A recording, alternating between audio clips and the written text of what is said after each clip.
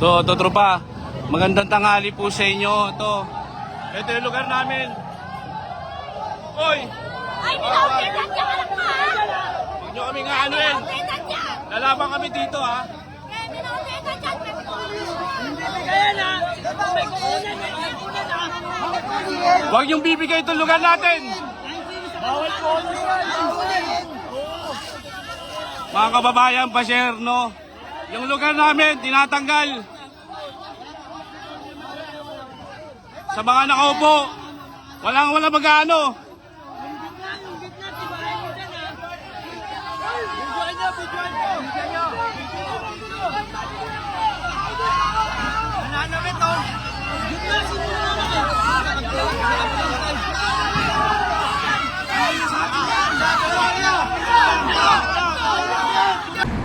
Guys, nandito tayo ngayon sa may Abad Santos. Ito yung kahapon na mga giniba na mga bahay.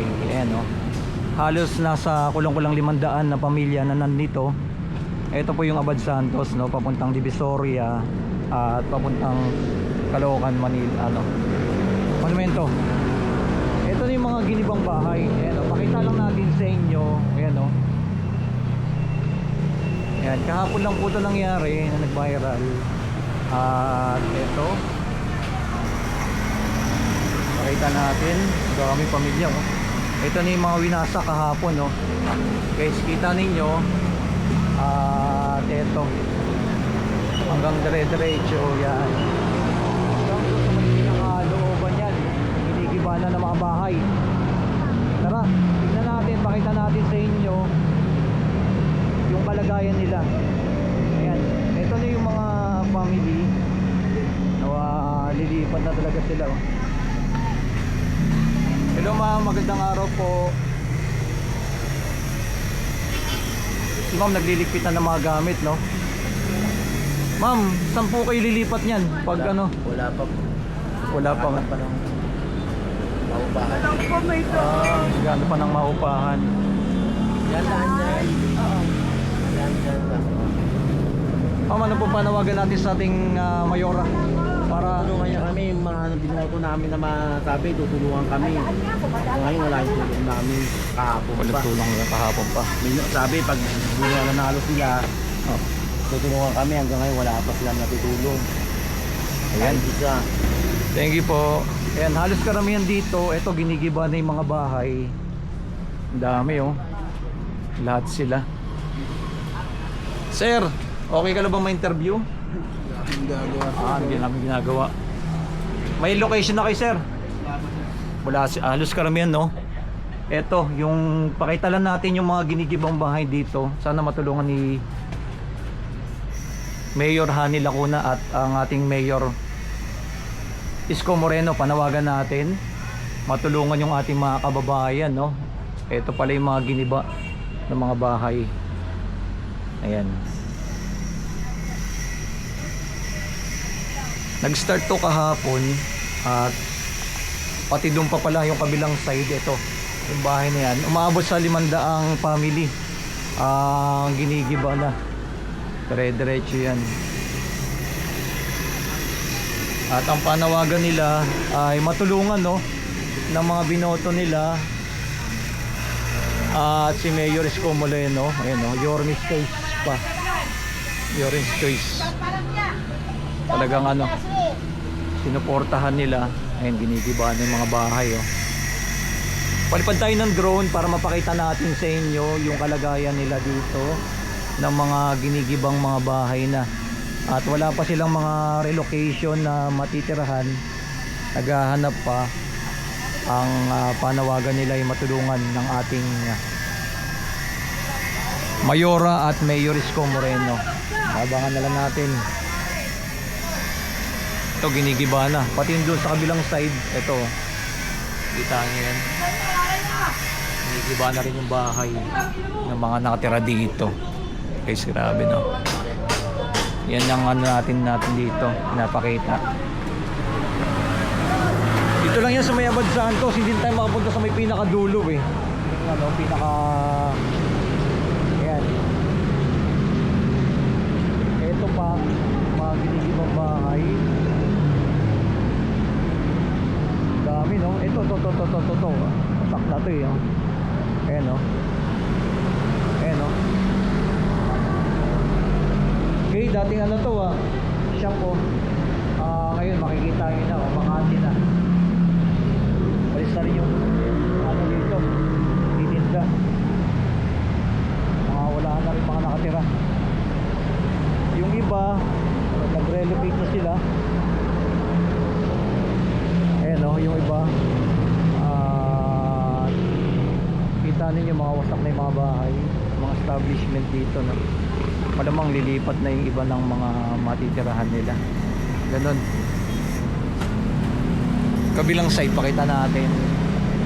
Eto, ganon din. Ayan no? Kasing ano, wasak na talaga. Inasak na yung ano, bahay oh. Kita nyo yan guys. Ayan. Nananawagan sila sa ating Mayora at Mayor Isko Moreno na sana matulungan sila. Eto si Mami oh. Mami, may relocation na kayo na matitiran? Wala pa. Kasi nga po, biglaan po kami namin. Ano kami makakala? Hindi ba pa ito po matatuto? Kasi lalabas po muna namin yung gamit namin. Anong panawagan mo sa ating Mayor Isko Moreno na sana matulungan ka? Sana po matulungan nyo kami, Mayor, sa ganitong sitwasyon ng kalagayan namin. Dahil wala naman po kami na ganyan sa paano na kami lalagay. Kaya yan, ang biyanan po, pinakuha ko na matanda na siyempre po. Pinakuha ko muna doon sa pamangkin namin, sa Cavite. Yung asawa ko naman nasa ospital. Kaya po, mahirap talaga. Yung kalagayan. Sa ating Mayora Hanil ako na nakaupo pa ngayon, ano pong panawagan niyo sa kanya? Mayora, sana tulungan mo din po kami. Dati po, naglalaban talaga yung lugar na ito na huwag ganyan natanggal. Wala magagawa nung pagdating po ng mga nag-inis kahapon. Tagal pa, pinaglalaban namin kahapon hanggang sa kakakain ng pagpasok sa amin. Yun na po sa amin.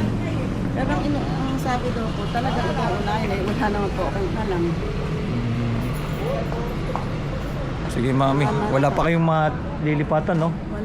Wala pa talaga. Kasi nilalabas po muna namin yung gamit namin.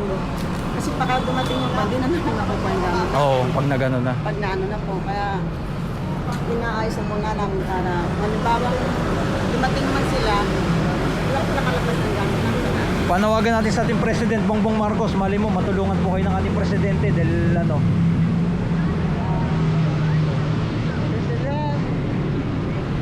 Sana po matulungan kami sa ganitong kalagayan namin. Mahirap po talaga na ang kalagayan namin lalo na yung ganitong sitwasyon. Mahirap po talaga. Sana po matulungan kami. Maraming salamat po. Thank you ma'am. Ayan, at least nakikita natin. Eto kahit sila sir oh. Sir, anong panawagan niyo po sa ating nakupong Mayora? Nakagaya na ito, naginiba yung mga bahay niyo po dito. At sa ating Mayor Isko Moreno. Nito wala akong magawa eh. Walang magawa. Ay, hirap naman. Pero may relocation na po kayo na matitirhan. Eh, Hanap. nagalap. Talagang ganun eh. Kasi hindi naman natin talaga. Wala naman tayo magagawa. Walang magagawa. At ito, Pero nabigla kayo kahapon. Nabigla kayo kahapon na dumating. pero matagal naman sinabi yan. Matagal na kayo sila. Ano talaga? Naantay lang namin yung manalo. Pero wala kayong mga relocation na malilipatan na kagaya ng ano. Di ba? Umabot po kayo ng mga 500 ang mga nakatira dito. Oo nga. Yung sana mabibigyan kayo ng relocation man lang na ano, di ba? Wala eh, hindi naman namin pa malapitan. Dahil siyempre, sa nangyaring mutuan, kaya naman, di ba, si Mayor, hindi naman makakailos pa kanya, dahil hindi mo nakaupo. Tapos si Mayora, hindi pa rin malapitan, dahil talo. Hindi wala pa magagawa ron. Hindi natin sila mapapitan. Pero kung nakupo na po si Isko Moreno, Eh malamang, baka may magawang mangyari yung kahapon na yun. Malamang, baka napalusok pa si Mayor. Alam niyo si Yorme, pagdating sa mga Maynila, Oo. Maynila, hindi okay yun.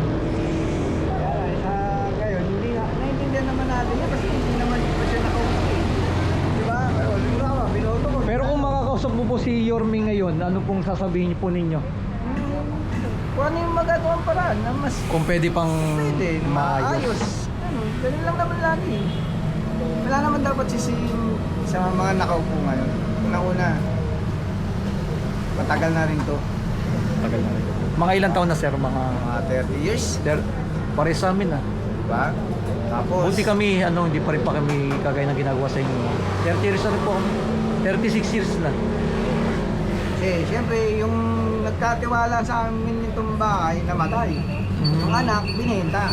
Hindi na naman Ganun pwede nilang nangyari. bilhin nyo na lang yung per square meter kagaya sa amin. Hindi ko rin alam sa tiyahin ko kung ano eh. Sa amin kasi- 85 years na. Sa amin kasi, halimbawa ito yung lote mo, kung ilang square meter yan sukatin, Sana yan ganun bibiliin mo na lang. Sana ganun eh. Diba? Para hindi na... Sinamsam na nga bumili. Kasi binili na rin sa kanila nangyari. Kaya kung baga, ginawa nung bumili ng bagong bumili, hindi lahat. Walang matitira. Parang ganun. Pero ano itatayo dito? Establishment daw na ano? Ano itatayo po dito pag ano to?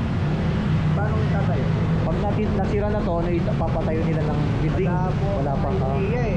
Siguro mga ganun. Sige sir, at least yung sa loobin nyo, naparating natin na Hindi, ang akin naman, sa totoo lang, mahirap manisi. Sabihin natin, binoto natin, tapos binanong tayo. Hindi. Pero tayo mga sarili pag-iisip eh.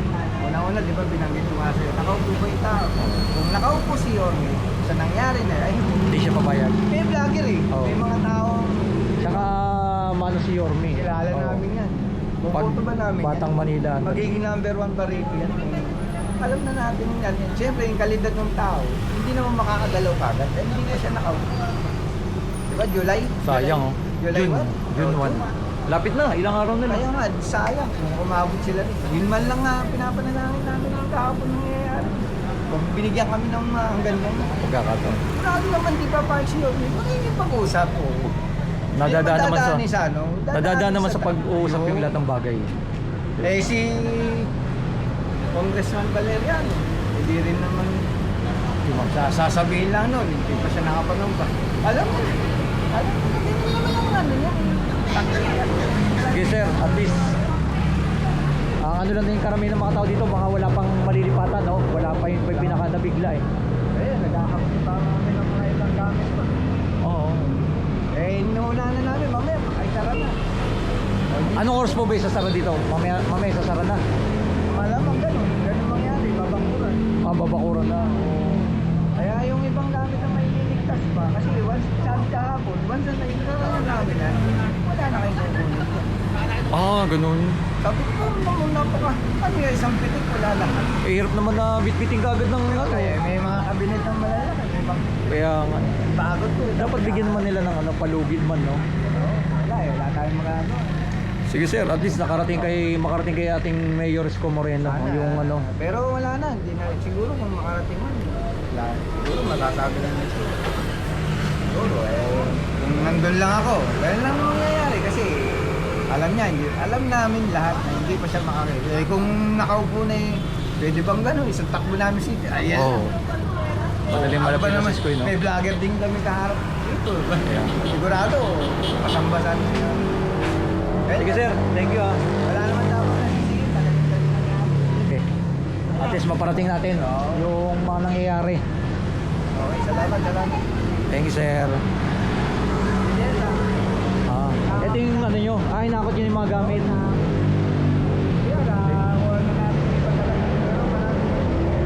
Sige sir, thank you ah. Thank you. Ayan, yung mga kalagayan nila dito ay pinaparating sa ating Mayor Isko Moreno at kanila kuna na sana matulungan sila dito yung mga ginigibang bahay. Halos karamihan ay wala pang mga relocation silang mapupuntahan. Ayan, halos nilalabas yung mga gamit. Wala na. Thanks sir. Thank you po. Yan, like and comment and share dito sa may Abad Santos. Ito yung mga bahay ng mga ginigiba. Ayan no, halos karamihan nila dito ay malilipat na sila lahat. Thank you. God bless.